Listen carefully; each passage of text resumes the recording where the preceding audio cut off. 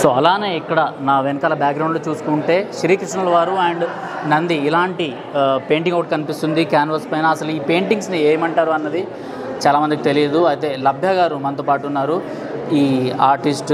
Ma'am చెప్పండి, ఏమంటారు ఇలాంటి పెయింటింగ్స్ని? అసలు ఇలాంటి థాట్ ఎందుకు వచ్చింది? అంటే ఇక్కడ చూసుకున్నా కూడా ప్రతి పెయింటింగ్ పైన నేచర్ ఏదో ఒకటి ఉంది, బట్ ఇక్కడ పురాణాస్ ఇవన్నీ కనిపిస్తున్నాయి. శ్రీకృష్ణుల వారు, నంది ఇవన్నీ చేయడానికి కారణం స్టోరీ బేస్డ్ పెయింటింగ్స్.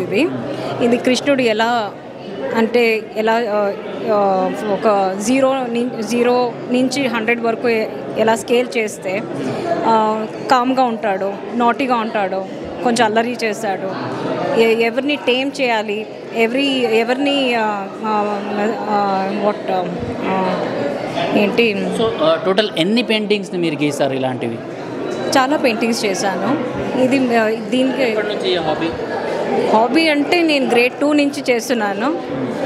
ఇప్పుడు ఈ లాక్డౌన్లో నేను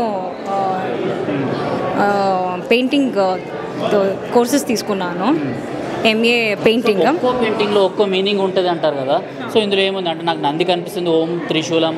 సో ఈ థీమ్ అంటే నంది ఎట్ సైడ్ ప్రయాణం చేస్తుంది ఏంటి అసలు? ఓకే, ఇది యాక్చువల్లీ ఈ నందిది ఏంటంటే నంది ఎంత మాస్కులైన్ అయినా శివుడు ముందు కొంచెం అన్నీ అవుతుంది, బెండ్ అయి ఉంటుంది.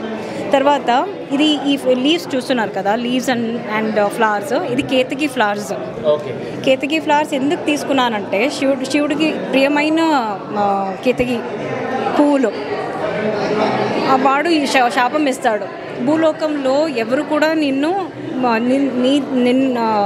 తీసుకొని పూజ చేయకూడదు అని. కానీ శివరాత్రి రోజు మాత్రమే తీసుకుంటారు.